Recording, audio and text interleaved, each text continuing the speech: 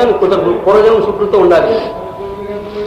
3 కోట్ల పశు జన్మలు ఎత్తితే కానీ మానవ జన్మ రాదట. 1 కోటి మానవ జన్మలు ఎత్తితే కానీ ఇటువంటి రామనామం వినటానికి అనటానికి ఆ అర్హత ఉండదంట మనకి. ఆ రామనామ సంకీర్తన మరి మీరందరూ చేసి మీరు తరించి నన్ను కూడా తరింపు చేస్తున్నారని నేను ఎంతో మనస్ఫూర్తిగా నేను ఆనందిస్తున్నాను, సంతోషపడుతున్నాను. మన అందరి కోసం ఇది భగవనామ సంకీర్తన దేవస్థానం కట్టారని మనం ఎందుకు సంకీర్తన చేసుకుంటారా నాయన, భగవనామం చేయండిరా అని చెప్పి గ్రామంలో ఉండే పెద్దలందరూ పాపం వాళ్ళు కట్టి కార్యకర్తలు లక్షలు ఖర్చు పెట్టి కట్టారు. ఎందుకు మన కోసం యత్నం చేసేవాడు ఎట్లా ఉండాలంటే తృణాదపి సునీచేన తరోరివ సహిష్ణున అమానినా మానజేన కీర్తనీయ సలాహరి. అంటే దీని అర్థం ఏమిటి? తృణం అంటే గడ్డిపూచ, గడ్డిపూచ కంటే నేను తక్కువ అనే భావం రావాలట. మానజేన తరోరివ సహిష్ణున భూదేవితో సమానమైన ఓర్పు ఉండాలంట సంకీర్తన పరులకి. అమానినా మానజేన నేను ఇంతవాణ్ణి, నేను బాగా పాడుతున్నాను అనేటువంటి అహంకారం అది ఏమాత్రం నాగా ఉంటుంది. ఇటువంటి గుణములు కలిగినటువంటి వాళ్లే నామ. అయితే మాకు మరి ఆ స్థితి రాలేదు కదా అంటే ఆ స్థితి రావడానికి మనం ప్రయత్నం చేయాలి.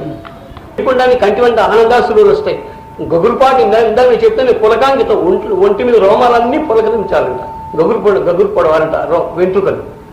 మరి ఆనందం, ఇటువంటి ఆనందం పొందాలంటే అవన్నీ మనకు కొంచెం దూరం చేసుకోవాలి.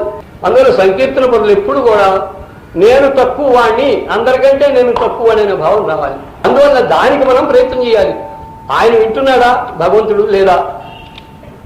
ఆయన ఎప్పుడైతే వింటున్నాడో మనలో ఉండేటువంటి ఇవన్నీ పోగొట్టుకుంటే మనకు ఆనందం వస్తుంది.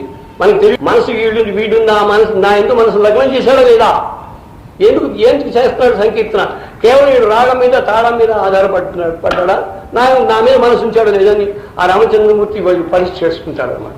అందులో వినేవాడు చూసేవాడు ఒక ఆయన ఉన్నాడు. మనసుకి నచ్చిందో ఆయనకి ఆనందం కలిగిందంటే మాత్రం ఇక దానికి తిరుగులేదు. ఇక దానికి వాడు కేవలం వైకుంఠంలో కూర్చోవలసిందే, అందులో అనుమానం ఏం లేదు. వైకుంఠానికి పోయిన వాడు తిరిగి వచ్చే పని లేదు. ఇక అక్కడికి పోవడమే కష్టం.